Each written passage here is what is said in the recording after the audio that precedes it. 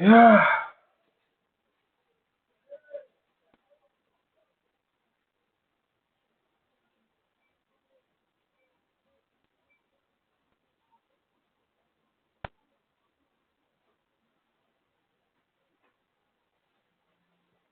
Yeah.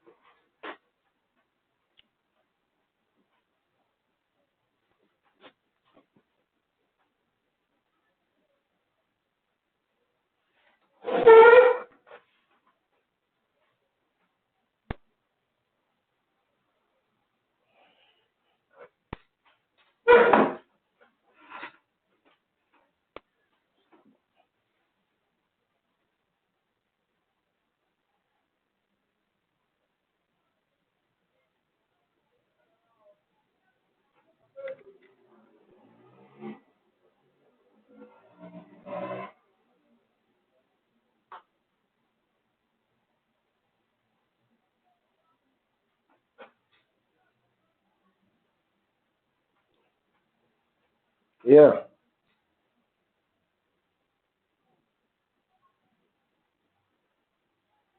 Okay.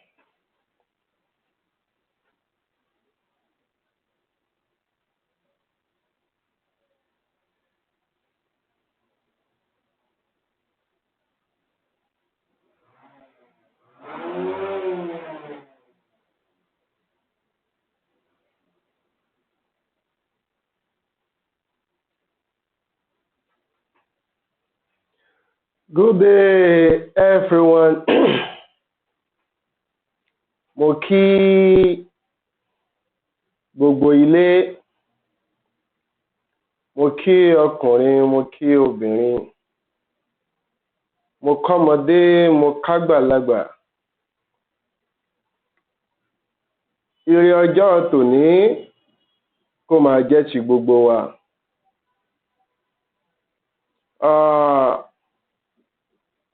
Ní àkókò tí a wà yìí,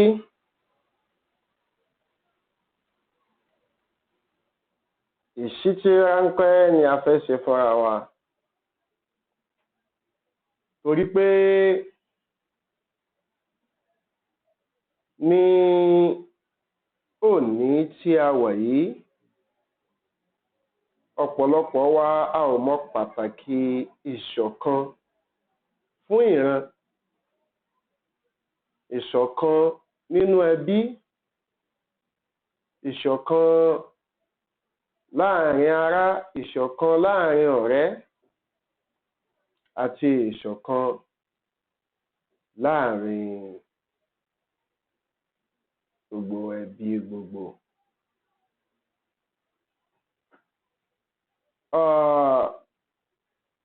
Tí a bá wá wo bí nǹkan ṣe ń lọ, gẹ́gẹ́ bí ọmọ Yorùbá ta jẹ́, tí a sì ní ọ̀pọ̀lọpọ̀ òye àti ìmọ̀ràn láti ẹnu ìránṣẹ́ tí Olódùmarè rán sí wa tí a mọ̀ sí Ọ̀rúnmìlà, léyìí tó jẹ́ pé ọ̀rọ̀ tó bá jáde láti ẹnu Ọ̀rúnmìlà àtọ̀dọ̀ Olódùmarè ló ti wá. Àtúnwárí àwọn tí Olódùmarè ó ti ara Ọ̀rúnmìlà pọ̀ ìmọ́lẹ̀ rẹ̀ sí lára, tí à ń pè ní àwọn tí wọ́n mọ̀ Ifá dénúdénú, tí àwọn pè wọ́n ní awo. Irú àwọn báyìí là ń pè ní awo Olódùmarè. Àwọn awo Olódùmarè yìí wọ́n so papọ̀ mọ́ Olódùmarè, tí Olódùmarè sì ń bá wọn sọ̀rọ̀. Látìgbà láéláé Olódùmarè ń bá wọn sọ̀rọ̀. Lónìí tá a wà yìí Olódùmarè ń bá wọn sọ̀rọ̀. Tí ó bá sì tún di ọ̀la Olódùmarè ó sì mọ̀ bá wọn sọ̀rọ̀. Torí pé nínú àṣà Yorùbá kò sí pé ìgbà kan Olódùmarè ò sọ̀rọ̀, àbí àwọn kan Olódùmarè lè bá sọ̀rọ̀. Kò sí òpin sí ẹni tí Olódùmarè lè bá sọ̀rọ̀, torí pé Olódùmarè súnmọ́ wa ju ká ṣe ọrùn wa lọ.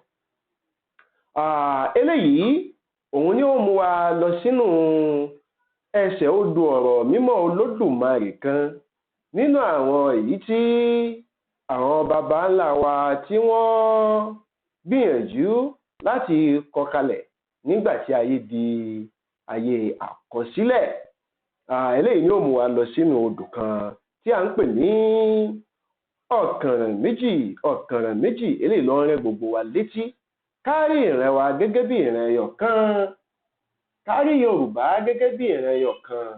Eléyìí kò sọ fún wa pé kí a da ìran ìyókù láàmú tàbí kí ìran kan kó máa wá dà wá láàmú, ṣùgbọ́n a ní láti jẹ́ ọ̀kan ṣoṣo.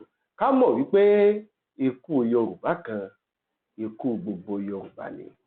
Àárẹ̀ Yorùbá kan, àárẹ̀ gbogbo Yorùbá ni. Torí pé àwọn Yorùbá wọ́n sọ pé baálé ilé kú, ikú dàwó. A mọ orí ẹni tí ó ń la ìran Yorùbá, a ò mọ orí ẹni tí ó gbé wa sókè, a mọ ọjọ́ ọ̀la ẹnì kọ̀ọ̀kan. Ìyẹn la fi gbọ́dọ̀ fi ẹ̀mí ẹnì kankan tàfàlà. Torí ká máa bá fi ẹ̀mí ẹnì kankan tàfàlà yìí, òun ni ó fi yẹ ká mọ pàtàkì pé ìran wa ni. Àbá jẹ́ Mùsùlùmí, ọ̀bá jẹ́ Kìrìsìtẹ́nì, ọ̀bá jẹ́ babaláwo. Nípìn ìgbà tó bá ti jẹ́ pé ẹni tó wà lẹ́gbẹ̀ẹ́ rẹ̀ jẹ́ ọmọ Yorùbá, bí aburú ò ṣe ní ṣe ó dọ̀wọ́ rẹ̀. Eléyìí làwọn aṣáájú wa níwọ̀n mọ̀ ni wọ́n gbàgbé, tó jẹ́ pé wọn ò sojú wa níbi tó yẹ kó wọ́n ti sojú wa mọ́. Wọn ó sì ti gbàgbé pé ìṣubú igi kan, ìṣubú gbogbo igi ni. Èyí ni ó mú wa lọ sínú ẹsẹ̀ odù kan tí à ń pè ní ọ̀kànràn méjì, níbi tó ti ń sọ pé dáṣà àwọ̀ alára ló dífá fún alára, ọ̀gànràn lálẹ́ àwọ̀ ajérò ló dífá fún ajérò, ẹnìkan ní kú ọgbọ́, ẹnìkan ní kú, ilé àṣẹ bẹ́ẹ̀ á sì dáhóró. Gbọ́lẹ̀ kan sí ẹnìkan ní kú, ẹnìkan ṣoṣo ní kú, ilé àṣìṣe bẹ́ẹ̀ á sì dáhóró.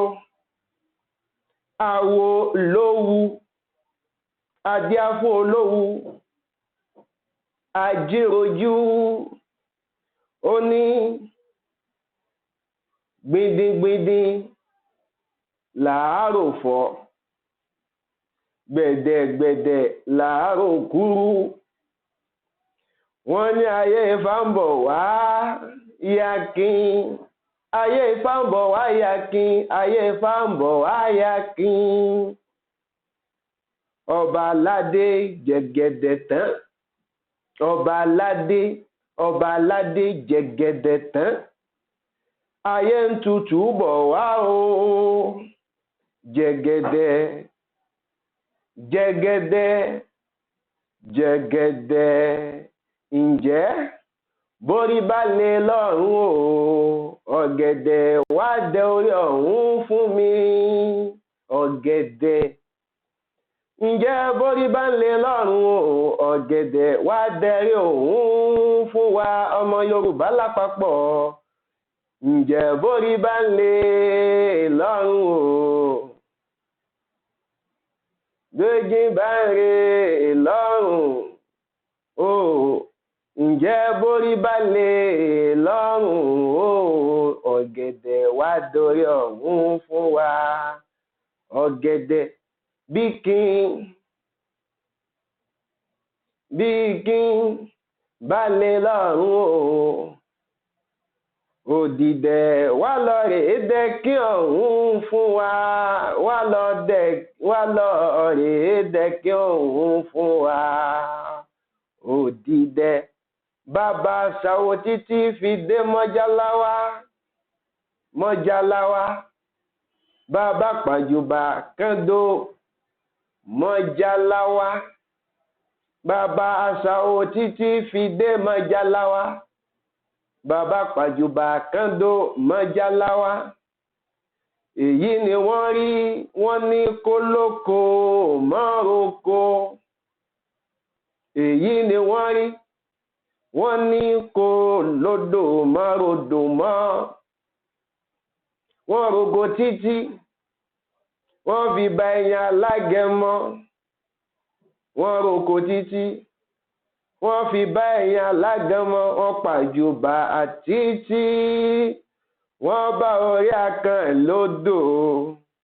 wọ́n dé bòòsà wọ́n dé bòòsà. wọ́n bá buké lábà Ọọ̀ni. wọ́n dé bòòsà.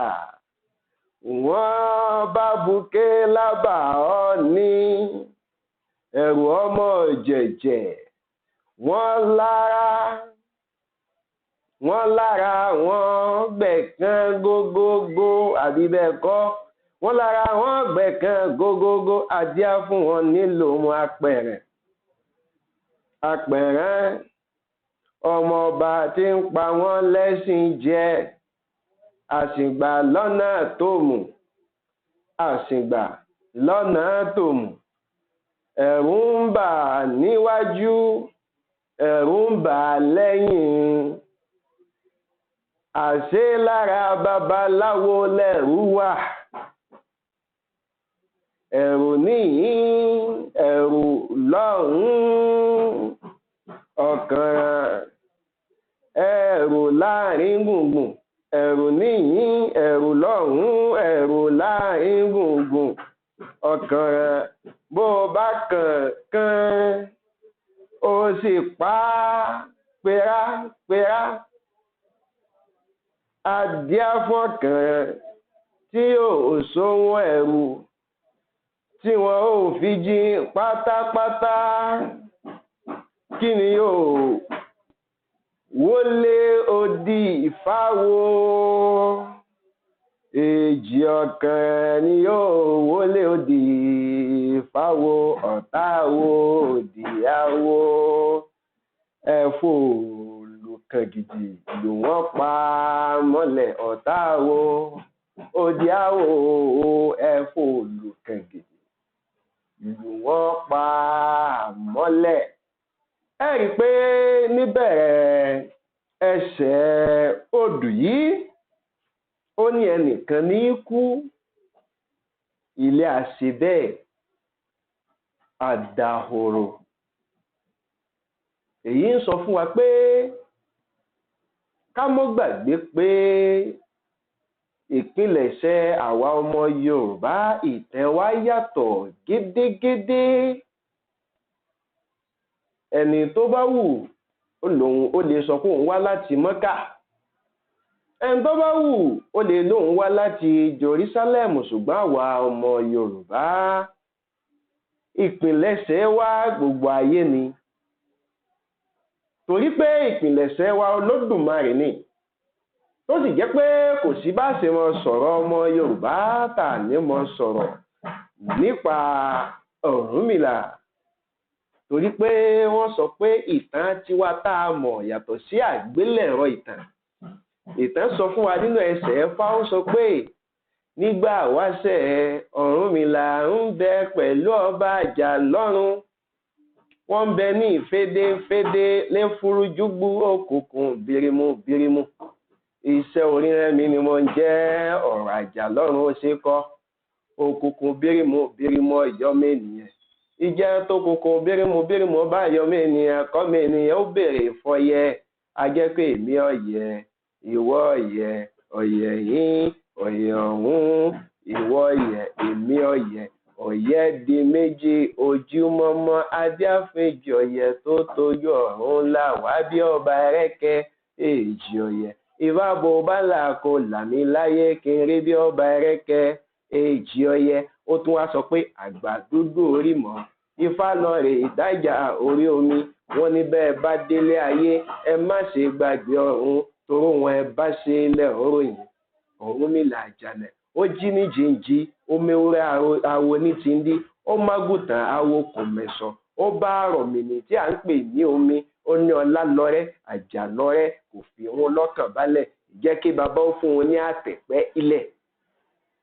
jẹ́ kí bàbá ó fún un ní àtẹ̀pẹ́ ọ̀gẹ́rẹ́ afọkọ́yẹrí ẹlẹ́jẹ̀ afúnijẹ́ ọ̀kàlùkàlù tí ń gbọ́mọ mi láìsọ nǹkan tó ṣe iṣẹ́ oríràn mi ni mo ń jẹ́ ọ̀rọ̀ àjà lọ́rùn ò ṣeé kọ̀ ọlálọ́rẹ́ àjàlọ́rẹ́ adálẹ́fẹ̀ méjì akókan fúnfá ìfánjó ìfáyọ ọlọ́wọ́ òun tewé alájà ń gbàlú kẹ̀rẹ̀kẹ̀rẹ̀ kóun máa gbà ló lọ lápá kí okun ìlàjì ọ̀sà ilé lẹ́bùtì ọmọ wọléjì iṣẹ́ oríràn mi ni mo ń jẹ́ ọ̀rọ̀ àjà lọ́rùn ò ṣeé kọ̀ àdánikẹ̀gbẹ́ ọjọ́ mẹ́nìyàn adíá fún sẹ́bọ̀sọ̀ọ̀sà tí ọ̀dẹ́lẹ́gba ẹni bórí bá sọ mí dẹ́lẹ́gba ẹni máa dunnú bórí bá sọ mí dẹ́lẹ́gba ẹni máa yọ̀yọ̀yọ̀ orí wa sọ mí dẹ́lẹ́gba ẹni irun mọ́lẹ̀ olùkọ̀tún igba mọ́lẹ̀ olùkòsì ọ̀kànlérínwó mọ́lẹ̀ àárín gbọ̀ngbọ̀n. tí a bá wo ohun tí a kà yìí eléyìí ni ìtàn Yorùbá pọ́nbélé tó sọ̀rọ̀ nípa ìpìlẹ̀ báyé ṣe ṣẹ̀. àwa lọmọ onílẹ̀ àwa lọmọ ilẹ̀ àwa lọmọ Ifẹ̀ gbogbo ayé la sì mọ̀ sí Ifẹ̀ nígbà náà kó tó di pé àwa ní ìlú kan tá à ń pè nífẹ̀ lẹ́nu. so ìtàn wa òun làṣírí wa òun sì lágbára wa. We have to go back to our history. We have to maintain our history. We have to promote our culture wherever we are in the world. If you are a Yoruba, let everyone around you know that you are a Yoruba person. It is because we don't love what we have. We don't know who we are. And we've lost a lot of things that are attached to us originally. And that is why we are behaving in a way that sets our foundation into destruction. And if you lose your foundation, then you are no more. So this is history. If you read Bible, you read Quran, it is clear to everyone that the whole universe was once full of water. No trees, no anything. Even when it was in darkness before the water. And when Orunmila came upon the water, it lived for many years on the water. And because of the instability of the water, Orunmila requested from Olodumare that Olodumare should give him what we allow his movement and what we allow him to work upon this surface of water. And it is due to Orunmila's request that we have what we call soil, which was from carbon. And it is this carbon that was sent from the invisible world to this visible world that becomes what we call soil today. And it's also in form of rock. And the breaking down of the rock so becomes more soil as well. And a lot of resources started to form due to the presence of soil on water. What we are saying is that you have a very great story. Your history is good. Your history is dynamic. Your history is fantastic. Your history is treasure. But you need to follow it. No history will tell you the process that these processes that are involved in creation of the universe. But we have it all documented in Ifa and Odu verses. And when it was in darkness, Orunmila requested from Olodumare that there should be light. And that is why he said, Emi oye, iwo oye, oye yin, oye ohun. That is, you are darkness, I'm a darkness. Oye yin, oye ohun. Adiafeje to tojo orun nawa bi oba ereke. In our next program, we shall continue where we stop today. And I wish everyone follows our program. And you can also call us for whatever question you have around our culture. If we don't know it, if I don't know it, I will ask from those that know it, and we will give back to you. Thank you for watching us. This is Oriade Posola Ajitelu presenting to you from Agloglop TV. Follow us on YouTube and follow us on Facebook as well. We are for you, and we are here to promote our culture and to tell you, Tiwa Lasa, Tiwa Leto, and Tiwa Lise. Thank you, and goodbye.